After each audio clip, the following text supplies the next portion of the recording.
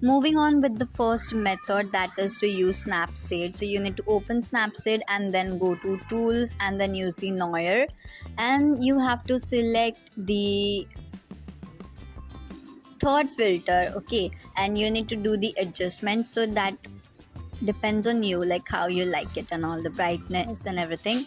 So I am actually doing it the way I like it. You can do it the way you like it. Okay, so once this is done, you need to click on that done symbol right there, and then you have to again click on tools and then go to glamour glow. You have to select the the fifth filter, okay, and then again do the adjustments as per you want. Once this is done, you have to click on tools and then frames. You have to select the sixth frame from this, okay, and then you have to save the photo. Now you have to open Picsart and import this same photo there, and you have to go to effects. Okay, first we need to go to sticker and then search for print overlay, and then you have to select the one which I am showing on the screen. Then you have to click on blend and then multiply.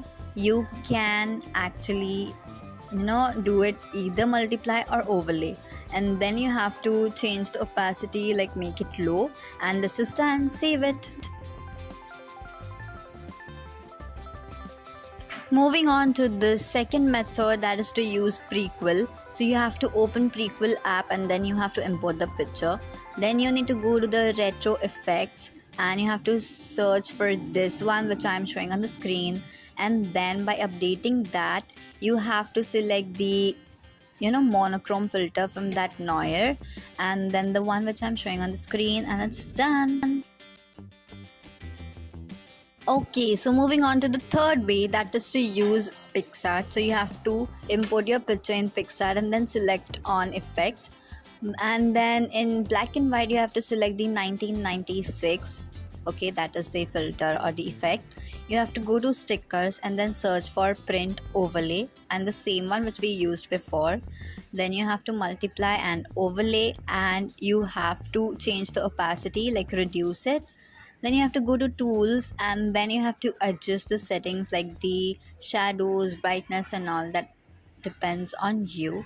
You need to go to fit and then ratio, which is portrait, and then the background will have the color which is similar to the one in your picture. Okay, so that will look like something which is vintage, and it's done.